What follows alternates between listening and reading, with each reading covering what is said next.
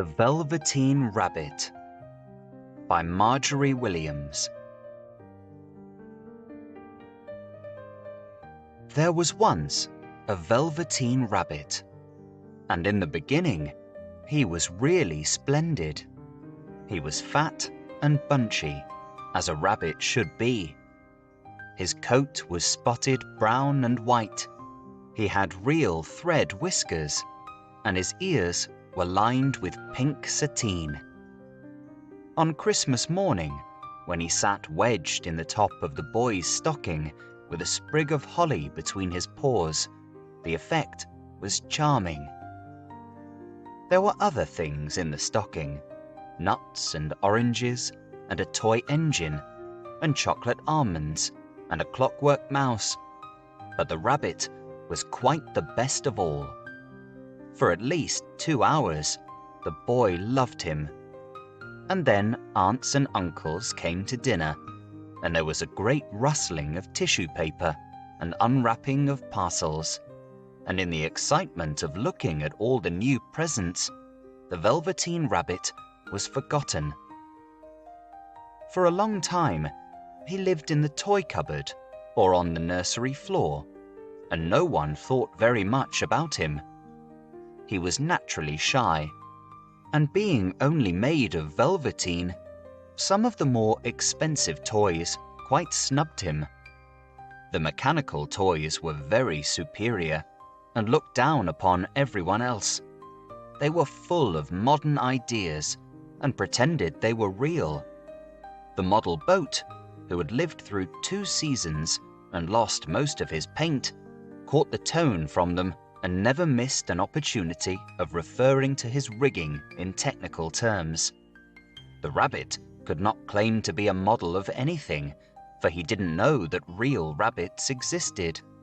He thought they were all stuffed with sawdust, like himself, and he understood that sawdust was quite out of date and should never be mentioned in modern circles. Even Timothy, the jointed wooden lion, who was made by the disabled soldiers and should have had broader views, put on airs and pretended he was connected with government. Between them all, the poor little rabbit was made to feel himself very insignificant and commonplace, and the only person who was kind to him at all was the Skin Horse. The Skin Horse had lived longer in the nursery than any of the others. He was so old that his brown coat was bald in patches and showed the seams underneath, and most of the hairs in his tail had been pulled out to string bead necklaces.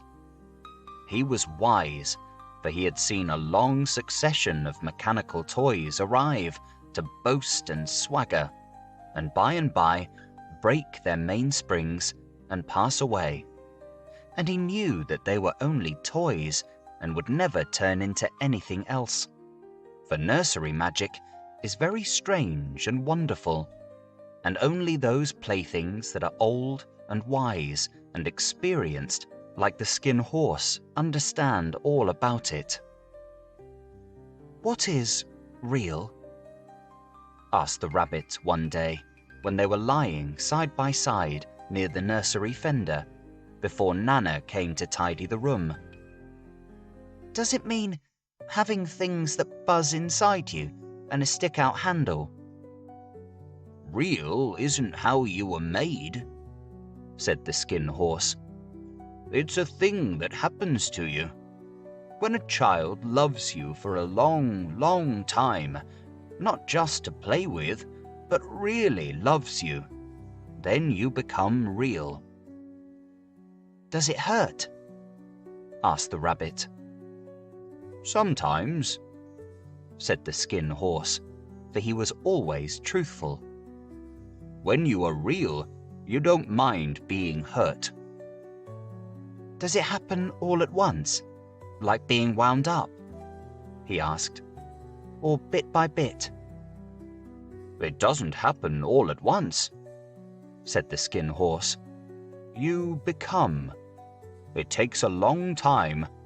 That's why it doesn't happen often to people who break easily, or have sharp edges, or who have to be carefully kept. Generally, by the time you are real, most of your hair has been loved off, and your eyes drop out, and you get loose in the joints and very shabby. But these things don't matter at all, because once you are real, you can't be ugly, except to people who don't understand. I suppose you are real, said the rabbit. And then he wished he had not said it, for he thought the skin horse might be sensitive. But the skin horse only smiled. The boy's uncle made me real, he said. That was a great many years ago. But once you are real, you can't become unreal again. It lasts for always. The rabbit sighed. He thought it would be a long time before this magic called real happened to him. He longed to become real, to know what it felt like. And yet the idea of growing shabby and losing his eyes and whiskers was rather sad. He wished that he could become it without these uncomfortable things happening to him. There was a person called Nana who ruled the nursery. Sometimes she took no notice of the playthings lying about, and sometimes, for no reason whatever, she went swooping around like a great wind and hustled them away in cupboards. She called this tidying up, and the playthings all hated it, especially the tin ones. The rabbit didn't mind it so much, for wherever he was thrown, he came down soft. One evening, when the boy was going to bed, he couldn't find the china dog that always slept with him. Nana was in a hurry, and it was too much trouble to hunt for china dogs at bedtime, so she simply looked about her, and seeing that the toy cupboard door stood open, she made a swoop. "Here," she said. "Take your old bunny. He'll do to sleep with you." And she dragged the rabbit out by one ear and put him into the boy's arms. That night, and for many nights after, the Velveteen Rabbit slept in the boy's bed. At first, he found it rather uncomfortable, for the boy hugged him very tight, and sometimes he rolled over on him, and sometimes he pushed him so far under the pillow that the rabbit could scarcely breathe. And he missed, too, those long moonlight hours in the nursery when all the house was silent, and his talks with the skin horse. But very soon he grew to like it, for the boy used to talk to him and made nice tunnels for him under the bedclothes that he said were like the burrows the real rabbits lived in. And they had splendid games together, in whispers, when Nana had gone away to her supper and left the nightlight burning on the mantelpiece. And when the boy dropped off to sleep, the rabbit would snuggle down close under his warm little chin and dream, with the boy's hands clasped close round him all night long. And so time went on, and the little rabbit was very happy, so happy that he never noticed how his beautiful velveteen fur was getting shabbier and shabbier, and his tail becoming unsewn, and all the pink rubbed off his nose where the boy had kissed him. Spring came, and they had long days in the garden, for wherever the boy went, the rabbit went too. He had rides in the wheelbarrow, and picnics on the grass, and lovely fairy huts built for him under the raspberry canes behind the flower border. And once, when the boy was called away suddenly to go out to tea, the rabbit was left out on the lawn until long after dusk, and Nana had to come and look for him with the candle, because the boy couldn't go to sleep unless he was there. He was wet through with the dew, and quite earthy from diving into the burrows the boy had made for him in the flower bed, and Nana grumbled as she rubbed him off with a corner of her apron. "You must have your old bunny," she said, Fancy all that fuss for a toy." The boy sat up in bed and stretched out his hands. "Give me my bunny," he said. "You mustn't say that. He isn't a toy, he's real." When the little rabbit heard that, he was happy, for he knew that what the skin horse had said was true at last. The nursery magic had happened to him, and he was a toy no longer. He was real. The boy himself had said it. That night, he was almost too happy to sleep, and so much love stirred in his little sawdust heart that it almost burst. And into his boot-button eyes, that had long ago lost their polish, there came a look of wisdom and beauty, so that even Nana noticed it next morning when she picked him up and said, "I declare if that old bunny hasn't got quite a knowing expression." That was a wonderful summer. Near the house where they lived, there was a wood, and in the long June evenings, the boy liked to go there after tea to play. He took the Velveteen Rabbit with him, and before he wandered off to pick flowers or play at brigands among the trees, he always made the rabbit a little nest somewhere among the bracken where he would be quite cozy, for he was a kind-hearted little boy, and he liked Bunny to be comfortable.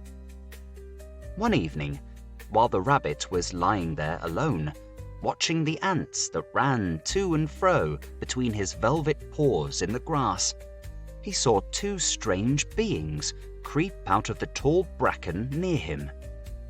They were rabbits like himself, but quite furry and brand new. They must have been very well made, for their seams didn't show at all, and they changed shape in a queer way when they moved. One minute they were long and thin, and the next minute fat and bunchy, instead of always staying the same like he did. Their feet padded softly on the ground, and they crept quite close to him, twitching their noses, while the rabbit stared hard to see which side the clockwork stuck out, for he knew that people who jump generally have something to wind them up. But he couldn't see it. They were evidently a new kind of rabbit altogether. They stared at him, and the little rabbit stared back, and all the time their noses twitched. "Why don't you get up and play with us?" one of them asked. "I don't feel like it," said the rabbit, for he didn't want to explain that he had no clockwork.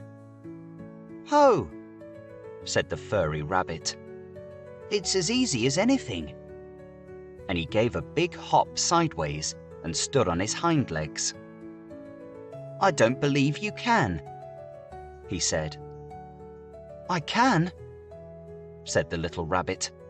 "I can jump higher than anything." He meant when the boy threw him, but of course he didn't want to say so. "Can you hop on your hind legs?" asked the furry rabbit. That was a dreadful question, for the Velveteen Rabbit had no hind legs at all. The back of him was made all in one piece, like a pincushion. He sat still in the bracken and hoped that the other rabbits wouldn't notice. "I don't want to," he said again. But the wild rabbits have very sharp eyes, and this one stretched out his neck and looked. "He hasn't got any hind legs," he called out. "Fancy a rabbit without any hind legs." And he began to laugh. "I have," cried the little rabbit. "I have got hind legs. I'm sitting on them." "Then stretch them out and show me, like this," said the wild rabbit, and he began to whirl round and dance till the little rabbit got quite dizzy. "I don't like dancing," he said. "I'd rather sit still."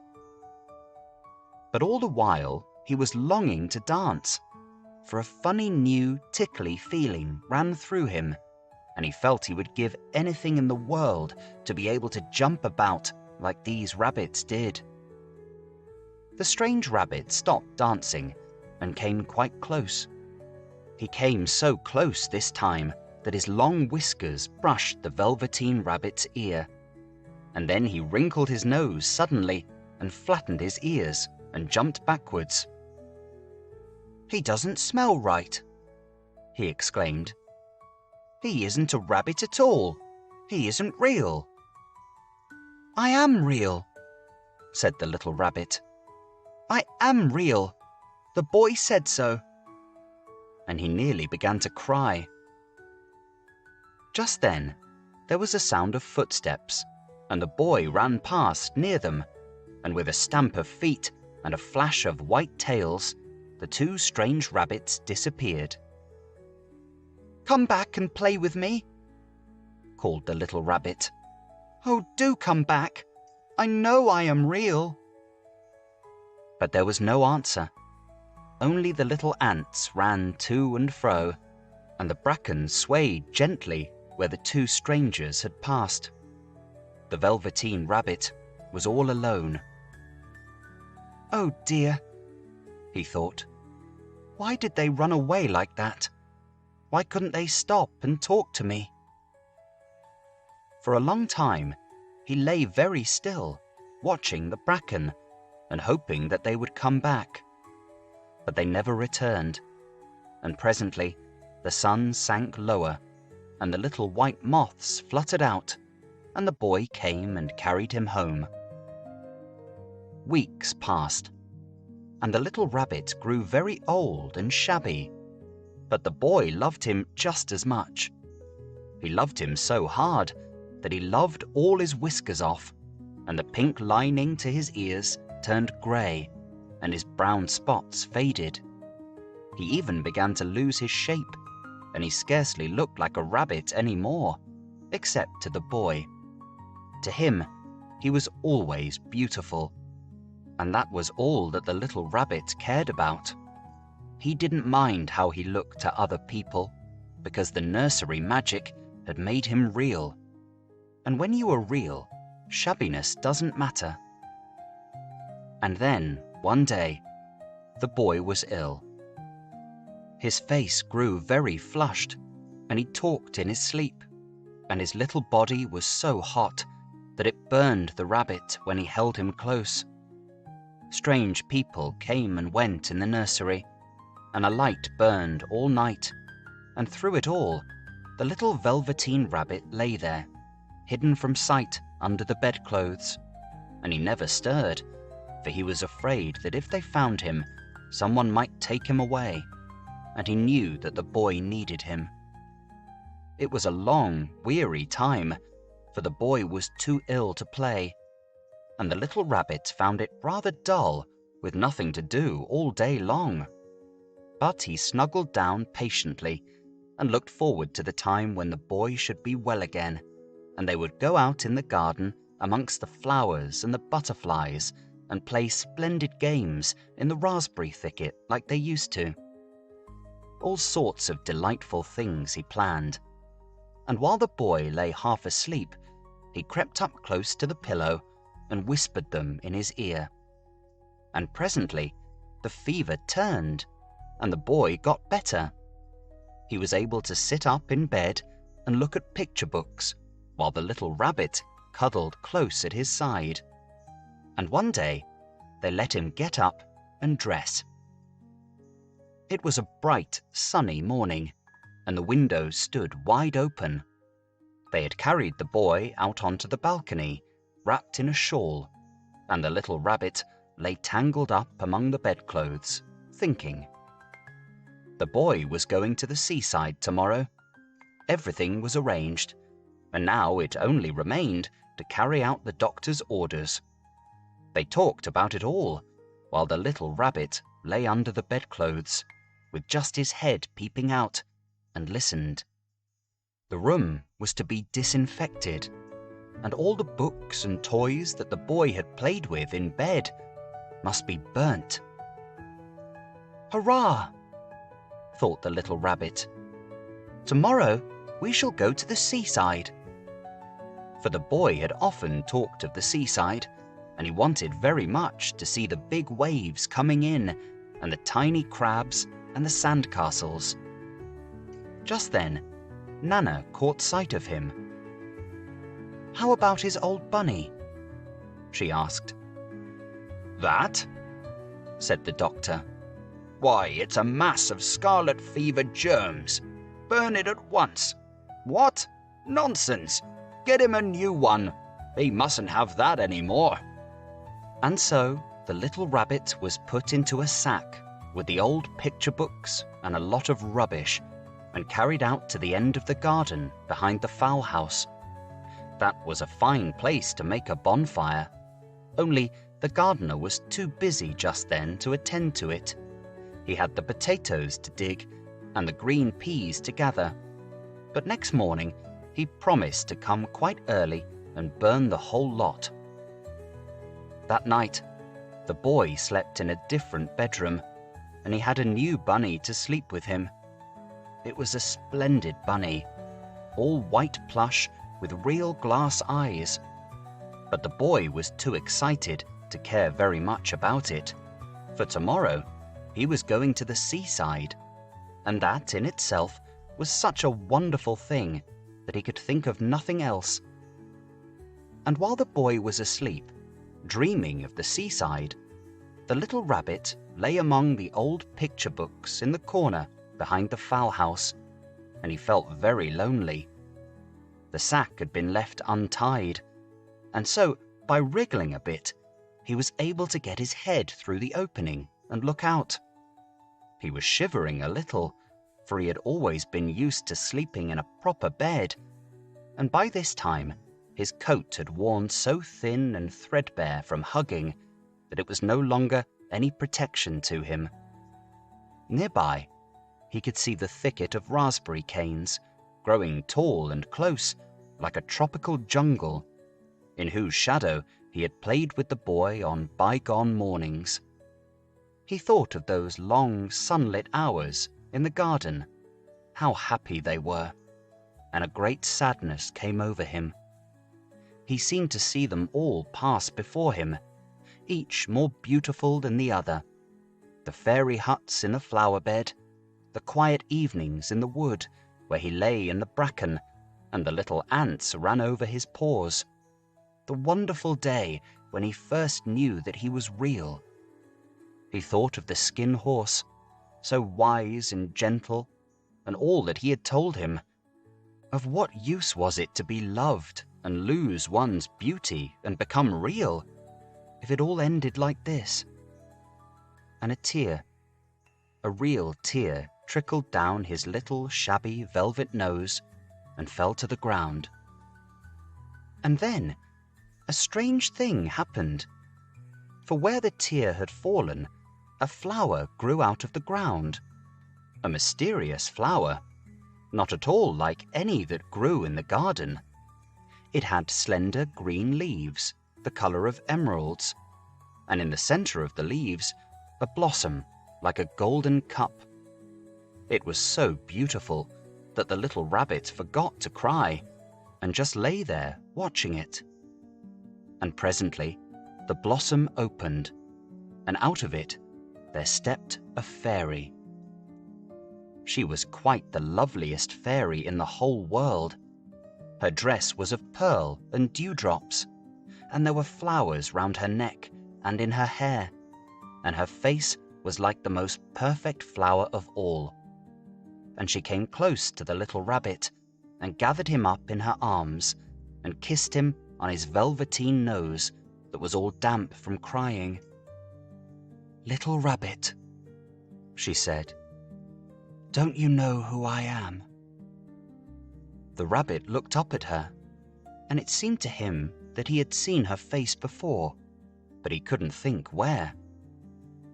"I am the nursery magic fairy," she said.